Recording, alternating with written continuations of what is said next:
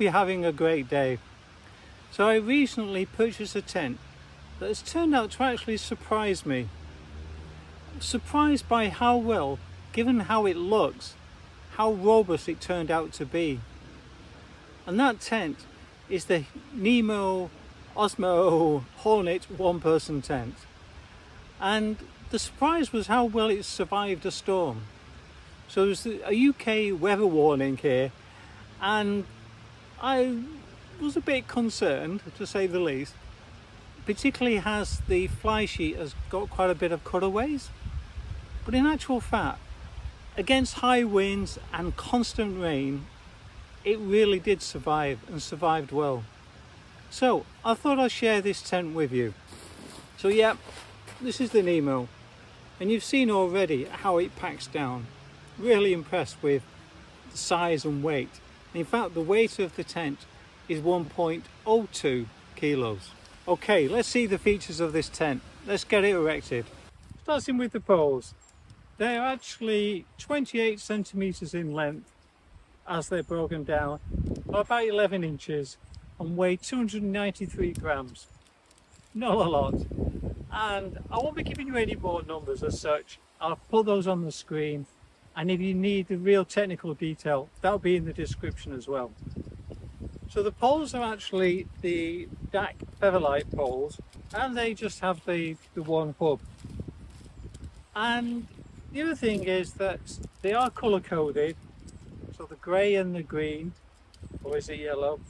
Anyhow, the grey and the yellow or green, and they don't have a overarching pole on top, a volumizing pole as it's sometimes known as.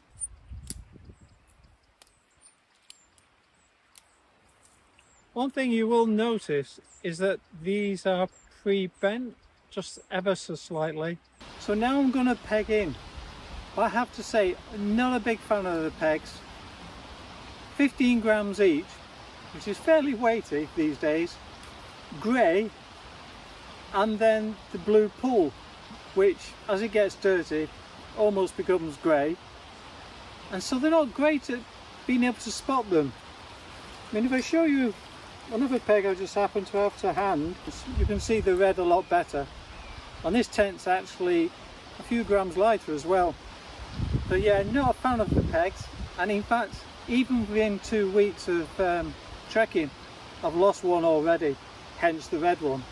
You do actually get 8 pegs, which is actually sufficient for the tent. So at this end it's actually where the poles go into, like a sort of tab arrangement, and they can at this end be used for the guy ropes on the fly sheet as well, and it works really well. This end has got like a pre-wired corner for the bathtub, the ground sheet bathtub.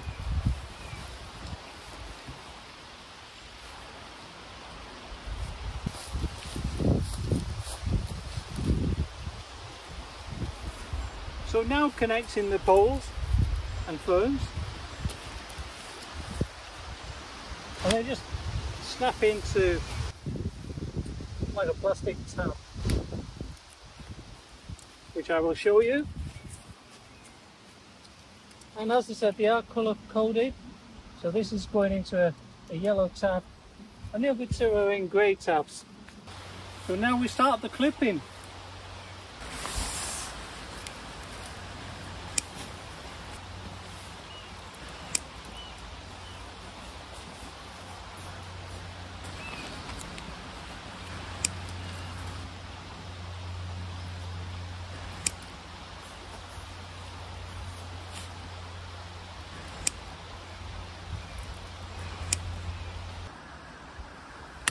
So this is the volumizing clip, and obviously replace some tents would have a pole here, but this works really well, and you can see here the width of it, so it does help to spread out the fly sheet really well. I like it. I think it's a good piece of innovation. So a couple of features I want to show before we put the fly sheet on. One is this. It's called a volumizer. As you can see, it pulls out the inner tent, and this attaches to the fly sheet. So I think that's a great idea. That one's near the front of the tent. Sometimes I think it gets in the way a little bit. I prefer the one at the back, and I definitely always use this one at the back. So again, same principle, pulls right. Now one of the reasons it's easier to show you now is that when you come to clip it on the fly sheet's got like a round ring.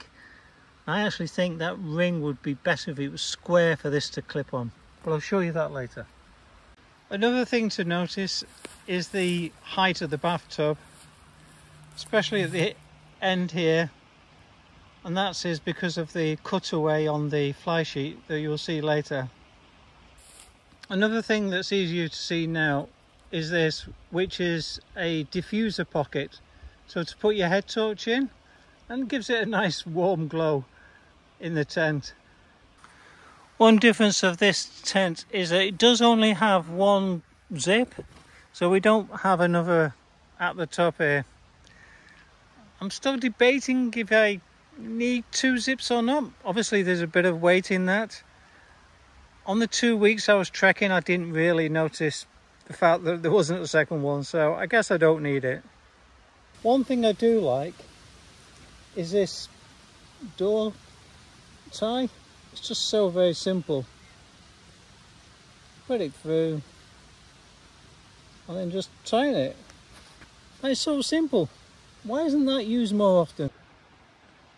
So to give you a truer feeling of the size, I've put a full mattress in here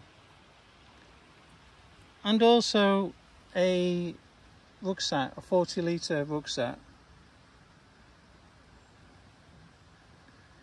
And what is interesting is that at the head end it's actually 99 centimeters wide, whereas they've actually saved a little bit of weight, I guess, by the foot end is 75 centimeters, and the full length of the tent is 220 centimeters.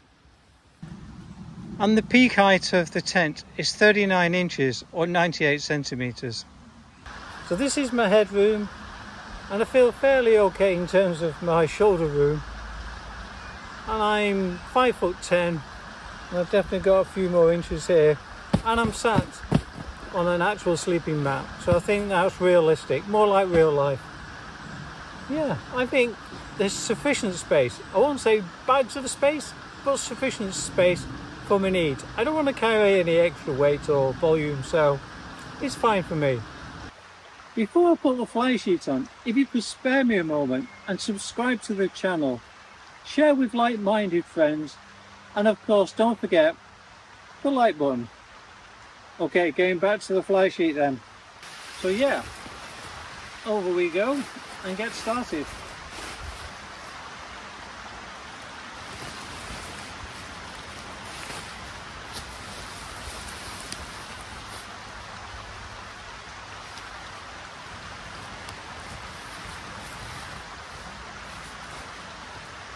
There's bits of Velcro that you can attach the tent to.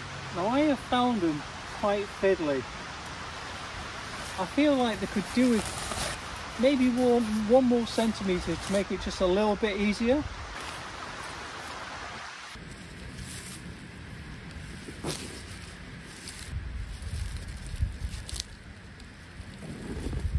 The volumizer, it is a bit fiddly to do, but you can see how it does pull out the tent.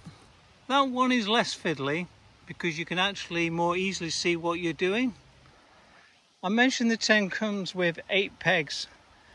So you have like these storm pegs here. So at either end there's an extra pull out point. You only really need those if it's stormy. The rest of the time you don't really need to do those. They don't actually supply you with guy ropes. You got the pegs but not the guy ropes. So I've added this particular guy rope.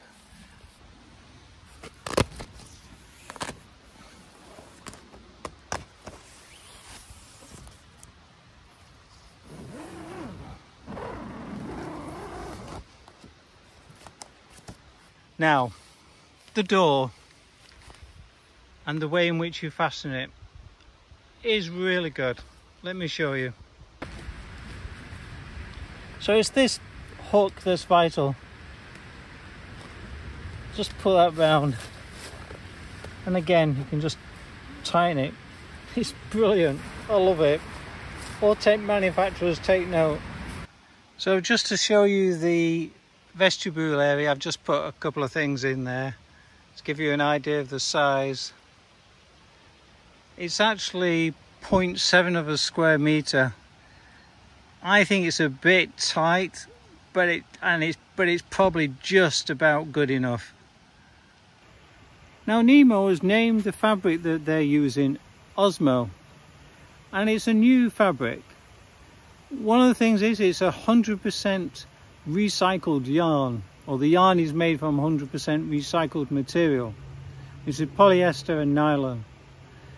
Then they say that the actual strength is 20% stronger than any other material in their line, I suspect. And then it is 3 times less stretchable when it's wet, and is 4 times better water repellency.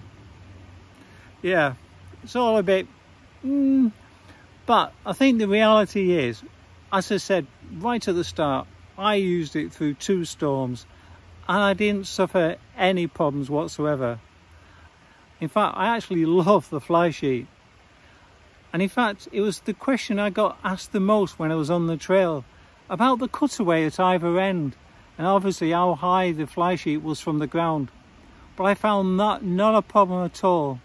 Only in the absolute extreme of wind did I get a bit of wind kind of going through, almost like a wind tunnel at the top of the tent. But that was in extreme conditions. And obviously in summer weather, that didn't really matter. And it's the reason why I think it's a 3-season tent. Otherwise, you'd be pretty good in 4-season, except that wind would be cold. Like I say, I absolutely love this tent.